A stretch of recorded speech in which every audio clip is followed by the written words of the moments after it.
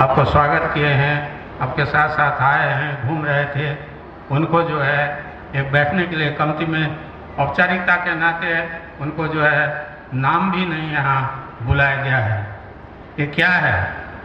हम लोग जो हैं संघर्ष किए लोकतंत्र के लिए, जनता के अधिकार के लिए, लेकिन जहाँ लोकतंत्र में तो जनता के पास सोवरेनिटी होता है, सबसे ऊपर जो है जनता है, और जनता के वोट द्वारा उनका सोवरेनिटी जो है वोट के माध्यम से जो है परिलक्षित होता है, दिखाई पड़ता है।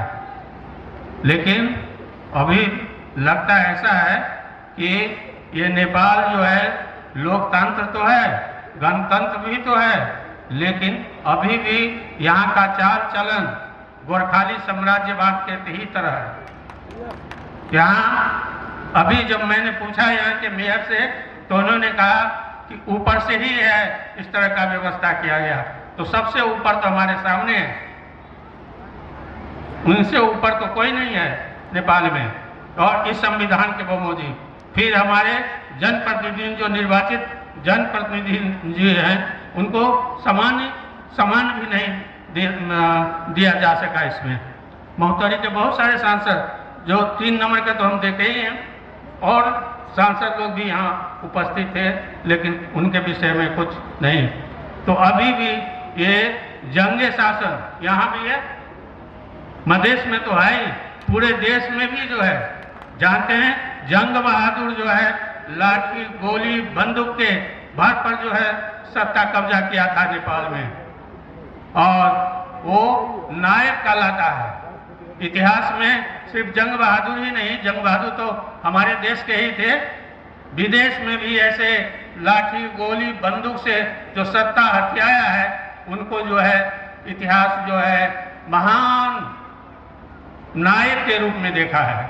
अब हमारा दुर्भाग्य है कि सौभाग्य है कि हमारे देश में भी वो नायक लोग हैं अभी भी, जो किस तरह से सत्ता है। सब शुरू से ही हम लोग संविधान का विरोध किए थे, इसलिए कि उसमें संशोधन अब महसूस हो रहा है, लोग कर रहे हैं, सुन रहे हैं, कहा जा रहा है कि ये संविधान की देन है जो राजनीतिक स्थिरता नेपाल में नहीं है।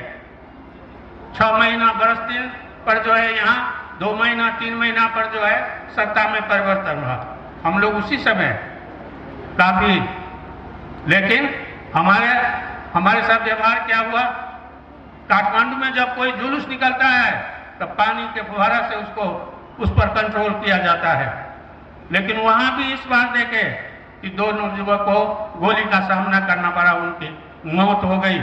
तो अभी भी यहाँ जो है शासन प्रशासन का आधार वही गोली और बंदूक है। सम्मानीय राष्ट्रपति जी, यही अवस्था रहा तो किसी भी दिन विद्रोह हो सकता है। आंदोलन की तो बात छोड़िए, विद्रोह हो सकता है। इसको चूंकि आप सम्मानित हैं, आप सबसे ऊंचे व्यक्तित्व, हम लोग साथ साथ, आपको पता है कि हम लोग साथ साथ यहाँ जिस शहीद के सम्मान करने यहाँ आए हैं हम लोग साथ साथ थे। उस समय भी जो है वो आते जाते थे, वो उस तरफ थे। उन्होंने कहा था अंतिम समय जब उनसे मेरी मुलाकात हुई थी केशव कोइराला जी से, तो उन्होंने कहा था कि ठाकुर जी आप भीतरे रहिए, बाहर नहीं आइए। उस समय भी वो पीड़ित थे, क्या पीड़ा था वो समय नहीं था उन्होंने कहा, लेकिन जिस दिन उनको मारा गया, वो शहीद हुए, मैं जनकपुर में था। जनकपुर में चूंकि उस समय आज के जैसा मीडिया तो डेवलप था नहीं, आपको उस समय जैसा आपका टीवी वगैरह तो था नहीं, लोग कम ही पहचानते थे। पुलिस जो है वहाँ घेराबंदी किया हुआ था, हमको पकड़ने को, उसको किसी स्रोत से पता लग गया था कि हम जनकपुर में हैं, और हम उस दिन जो है वीरगंज जा रहे थे। हमको इस घटना का भी उस दिन पता नहीं था। तो जब जनकपुर से वीरगंज पहुंचे हैं तो वहाँ के अंचलाधीश, वहाँ के जो है सुरक्षा के लोग धमाधम जो है यहाँ मेरे जहाँ मैं खा रहा था वहाँ पहुँचे कि रात में आप कहाँ थे? हम कहा हम रात में जनकपुर थे। तो मटियानी में कुछ हुआ है, क्या हुआ है तो आपको पता है? हमको तो नहीं पता है क्या हुआ है, आप कहिए। तो उन्हीं के मुँह से हमने सुना था। तो जो आज कोई डिफरेंट वो स्थिति नहीं है। अभी भी आप सभी को पता है कि लोजपा पार्टी के अभी भी लोग जो है जन्म कैद का इस लोकतंत्र और गणतंत्र में लोजपा पार्टी के 4 अभी भी जो है मृत्यु दंड उनको जन्म कैद का सजा जो दिया गया है। अगर मृत्यु दंड रहता हमारे कानून में, हमारे संविधान में, तो वो भी शायद उनको दे दिया जाता।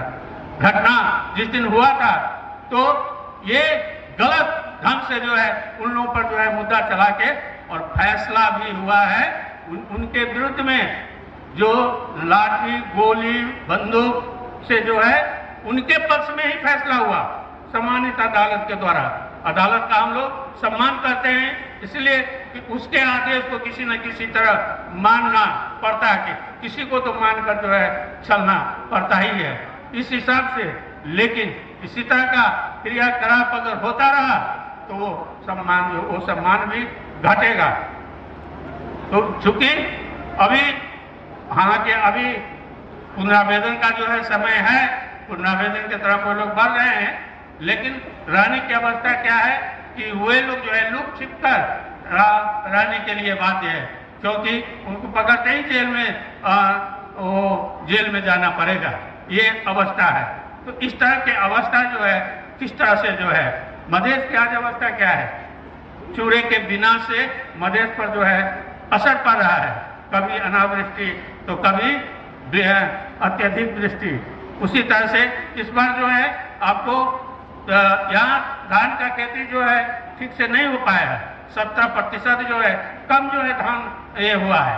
तो लेकिन किसी तरह का यहाँ जो है राहत का किसी तरह का भी राहत यहाँ सबसे पहले तो मधेश जो है उसको तो वही पुराने ढंग से ही व्यवहार किया जाता है। लोकतंत्र आने पर भी, गणतंत्र होने पर भी, मैंने कहा ना कि वही साम्राज्य। अब बताइए ये भी कोई जवाब है, ऊपर से ही सम्मान वो तो उनका वो है, कहीं भी जो है जनता ने जो उसका सम्मान दिया है माननीय लोगों को, वो सम्मान जो है जब शासक द्वारा ही नहीं होता है तो कैसा लोकतंत्र है ये, कैसा गणतंत्र है ये जो है हमें बोलना पड़ रहा है। हम इस चीज को उठाएंगे, हमारी इच्छा तो बोलने की नहीं थी, लेकिन ये निवेदन के ही स्वरूप में हम जो है आपको जो आपके सामने इस बात को हम रख रहे हैं। अगर हमें ये पता रहता कि यहाँ इसी तरह से जो है उपेक्षा की जाएगी तो हम आपके साथ भी नहीं आते।